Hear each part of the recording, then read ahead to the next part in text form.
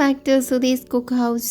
അപ്പോൾ ഞാനിന്ന് വന്നിരിക്കുന്നത് ഹെൽത്തി ആൻഡ് സിമ്പിൾ ആയിട്ടുള്ള ഒരു ഈവനിങ് സ്നാക്കുമായിട്ടാണ്.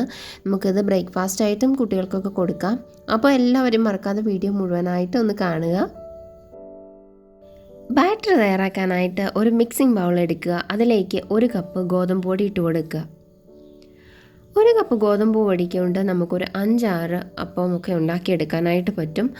അപ്പോൾ ഇതിലേക്ക് ആവശ്യത്തിന് ഉപ്പിട്ട് കൊടുക്കുക. ഞാൻ 1/4 ടീസ്പൂൺ ഉപ്പാണ് ഇവിടെ ചേർത്ത് കൊടുത്തിരിക്കുന്നത്. ഇനി ഇതിലേക്ക് നമുക്ക് കുറേശ്ശെ വെള്ളം ഒഴിച്ച് കൊടുത്തിട്ട് നല്ല ഒരു ബാറ്ററാക്കി എടുക്കാൻ, നല്ല ലൂസ് ബാറ്ററാക്കി എടുക്കാനായിട്ടാണ് പോകുന്നത്. അപ്പം നമ്മൾ കുറേശ്ശെ വെള്ളം ഒഴിച്ച് കൊടുത്തിട്ട് വേണം നമ്മൾ മിക്സ് ചെയ്തെടുക്കാനായിട്ട്. ഒറ്റയടിക്ക് എല്ലാ വെള്ളം കൂടെ കോരി ഒഴിക്കാൻ പാടില്ല.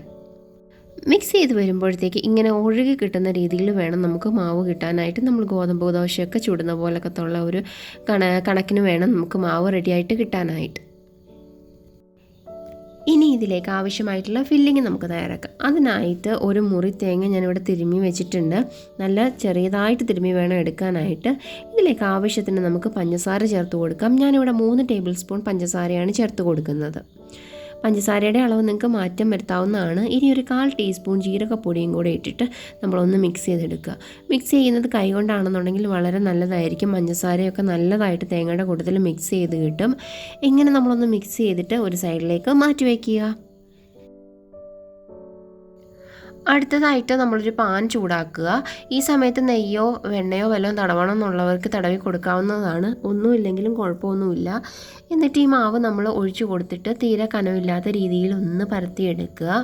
എന്നിട്ട് പരത്തിയെടുത്തതിന് ശേഷം നമ്മൾ ഈ മാവ് ഒന്ന് റെഡിയായിട്ടൊന്ന് വെന്ത് കിട്ടാനായിട്ട് വെയിറ്റ് ചെയ്യണം.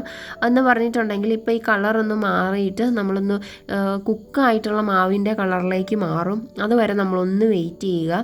അതിനുശേഷം നമ്മൾ എടുത്ത് വെച്ചിരിക്കുന്ന ഫില്ലിങ് ഇതിലേക്ക് ഇട്ട് കൊടുക്കുക. അപ്പോൾ ഫില്ലിങ്ങിൻ്റെ അളവ് നിങ്ങൾക്ക് തീരുമാനിക്കാവുന്നതാണ്. അതുപോലെ തന്നെ ഈ ഫില്ലിങ് തയ്യാറാക്കുന്ന സമയത്ത് ഏലക്കാപ്പൊടിയും കൂടെ ചേർത്ത് കൊടുക്കുകയാണെങ്കിൽ കുറച്ചും കൂടെ നല്ലൊരു ഫ്ലേവർ കിട്ടും. അതല്ല അത് വേണ്ടാന്നുള്ളവരാണെന്നുണ്ടെങ്കിൽ അത് സ്കിപ്പ് ചെയ്യാം.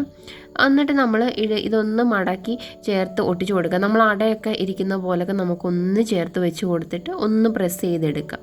പ്രസ് ചെയ്ത് കഴിയുമ്പോൾ തന്നെ നമ്മുടെ ഈ അപ്പത്തിൻ്റെ എല്ലാ സൈഡും ഒന്ന് ഒട്ടിക്കിട്ടും. നല്ലൊരു ക്ലോസ്ഡ് ആയിട്ട് നമുക്ക് കിട്ടും. ഇനി തിരിച്ച് മറിച്ച് വിട്ട് നല്ല 2 സൈഡ് നല്ലതായിട്ടൊന്ന് മുരിച്ചെടുത്ത് കഴിഞ്ഞിട്ടുണ്ടെങ്കിൽ ഇത് നല്ലതായിട്ട് ടേസ്റ്റി ആയിട്ട് കഴിക്കാൻ പറ്റും.